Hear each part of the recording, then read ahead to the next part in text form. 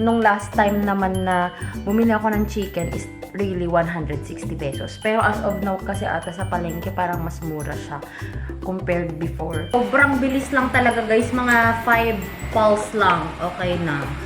Ayan. You see? Yung garlic na lang ang kailangan ko na ayusin para may pampalasa. Good afternoon guys! It's already 4 p.m. and kagigising ko lang. And then paggising ko kasi, narinig ko na may may naglalako sa labas ng bahay. So, bumili ako ng isang bugkos ng ganito, sayote tops. Gusto ko kasi ito eh. Alam nyo ba guys, dati 20 pesos lang yan, 15 pesos. Ngayon, 60 pesos na siya. Tapos yung chicken, may benta din sila 1 kilo, 160 pesos. Well, nung last time naman na bumili ako ng chicken is really 160 pesos. Pero as of now kasi ata sa palengke parang mas mura siya compared before yon. And then, yung mga bangus nila, 200, ganyan. Sobrang mahal ng mga bilihin. Kapag yung dumarating na dito. Pero kapag sa palengke, almost the same lang din naman ata. Pero, syempre, hindi naman ako makalabas. Kaya dyan na lang ako bumibili. Sa Baguio, guys, yung mga sayote tops, ito.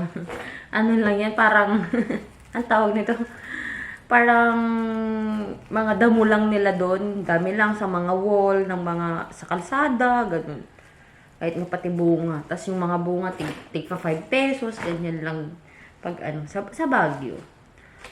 Kakaawa nga yung mga farmers ngayon kasi yung mga nila, mga tanim nila hindi nabebenta ng kagaya dati.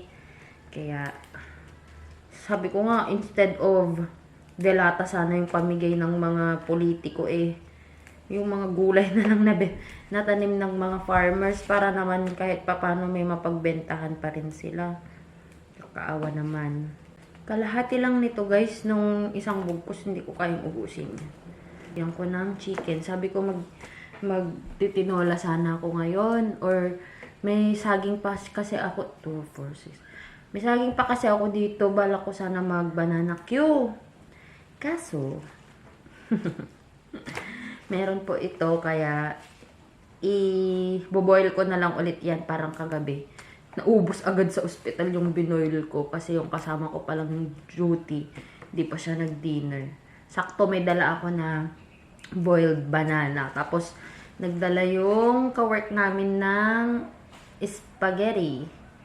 Yun, may kinain siya. May kinain kami actually. Kumain na naman ako doon. Dami kasing nagbibigay ng pagkain ngayon sa hospital eh.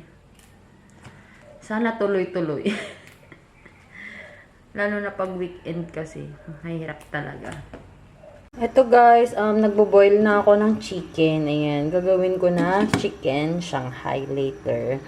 May mga wrapper pa naman kasi ako dito guys. Ay! Kaysa masira na naman. Ayan, gawa na ulit tayo ng chicken Shanghai.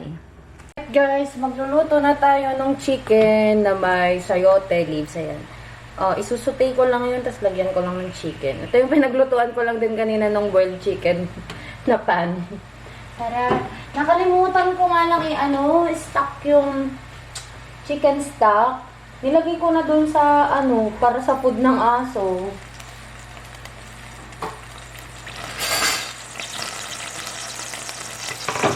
Ay, ang sarap ko, besh. Hindi ko pinadry. May tubig yung pan. Sige, madali ka more. Pansik na to. Ayan guys, so nilagay lang po natin yung ating onion. Tapos lagay na rin natin yung tawag dito, kamatis. Sige. Antayin ko lang guys na parang mag-melt itong kamatis.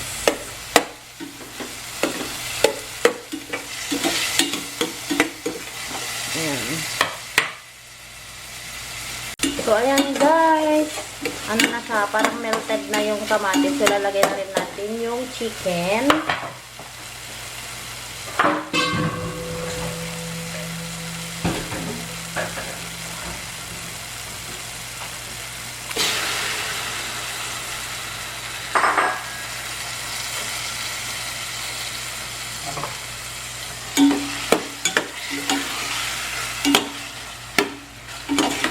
Tayin lang natin na maluto ito.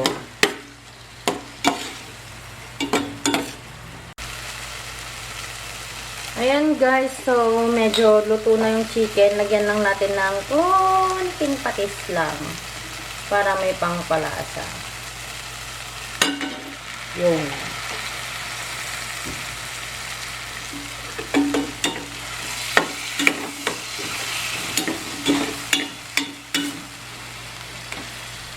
Lutuin lang natin saglit yung patis para hindi mangamoy patis, hindi mangamoy fishy. Yan, lagyan lang din natin ng konting sabaw. Kasi papaboil lang natin to guys. Pag nagboil na siya, then that's it. Lalagay na natin yung ating sayote. Pero ipapareduce ko pa yan yung sabaw niya, masyadong madami. Pangluto lang yan, kumbaga. Ito na yung boiled chicken kanina guys. Sobrang dali ko lang na dinibone kasi yung bone lang naman niya, yung nandito lang naman na part kasi ito yung breast. So, yan, ilalagay natin sa food processor mamaya-maya. Sa katamaran ko, food processor ko na rin po ang ating carrots kasi ayoko nang mag-ganun ulit, mag-grate, nakakaubos ng oras. Anong oras na po? 4 PM, magpa-5 na. May duty pa ako ng 7. Di pa ako kumain, di pa ako nakaligo, di ba? Okay naman siya eh. Meron lang isang konti. Maliliit naman siya. Oh, diba? Okay naman na panglagay ito sa ano. Actually, makrispy-crispy pa yan pag yan minuya. So, simula po ngayon, ganito na po ang gagawin ko. Katamaran 101. Ay! Ba't ko nilagay? Hindi ko pa pala nalalagay yung aking blade. Yun. Sobrang bilis lang talaga guys. Mga 5 pulse lang. Okay na. Yan. Oh, see? Yung garlic na lang ang kailangan ko na ayusin para may pangpalasa. Shucks. Sana pala ganito na lang yung mga ginawa ko ng mga previous na ano, hindi na ako nag-grate ng kung ano-anong mga gulay-gulay. O, diba? Ang bilis, besh. Wala pang 5 minutes. Tapos na siya. Ayan guys, ito na po yung ating sinigang na chicken. Nakalimutan kong sabihin sa inyo guys, nilagyan ko na siya ng konting sinigang mix. Ayan. Tapos konti lang yung nilagay ko na sabaw na. Kasi ayoko nang masyadong masabaw. Kain na tayo guys. So, kuha lang ako ng konting ay! Itong gusto ko yung magulay. Ala, nakuha ko na lahat ng gulay, besh. Wait lang. Yan. Tapos gusto ko ng konting sabaw. Kasi, yung ulam namin nung isang araw sa hospital is sinigang na chicken. Pero wala siyang kamatis. Di ba ang gagawin ko lang sana dito para siyang ginisa. Pero nung tinikman ko kasi siya, maasim-asim yung yung kamatis. Di pinanindigan ko na yung asim niya. Try muna tayo. Amen. Tikman po natin. Huwag parang may pasta sa dahon ng sayote.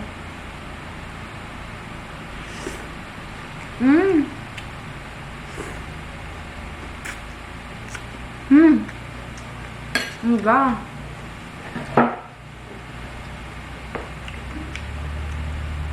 Ang sarap. Tas ang crispy pa nung ng gulay.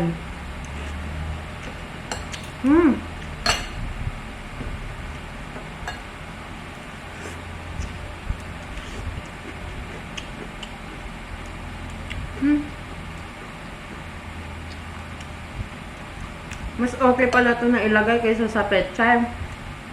Kasi yung pechay guys, di ba kapag nalalata na siya, nalalata ba yung tawag doon? Lanta na siya. Unless tanggalin mo siya sa pan. Ito, crispy pa rin siya. Oh my god. I really like it. Hindi ko pa naaayos yung pang Shanghai ko guys. Kung may time pa, babalutin ko na yan para ma-freezer ko na.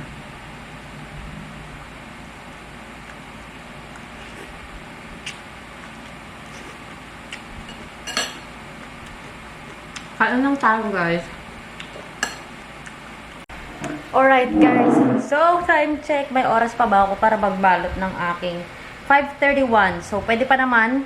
Siguro mga 30 minutes lang ito mababalot ko na lahat ng Shanghai na to. Kaya, simulan na natin, guys.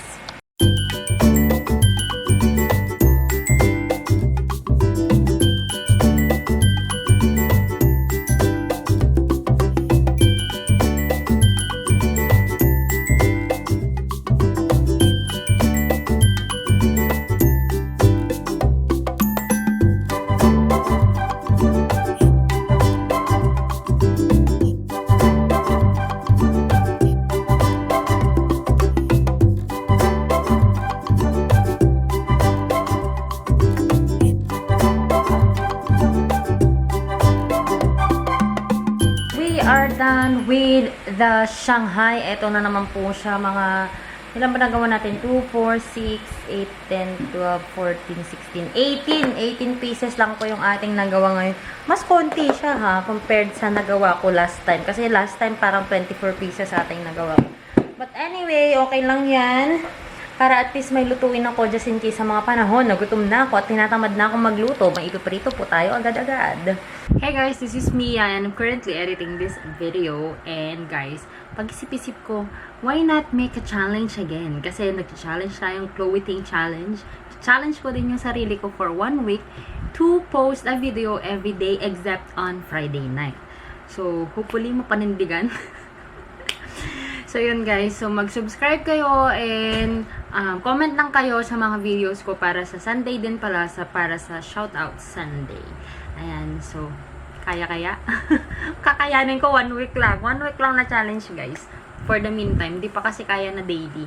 Ayan. So, if you haven't subscribed to this channel yet, please do subscribe and click the notification bell button for you to be notified every time that I upload the video here on this channel. And of course, follow mo na rin ako sa aking Instagram with the name Joy of Mia. And of course, you like my page and follow me on my Facebook with the name Joy of Mia as well.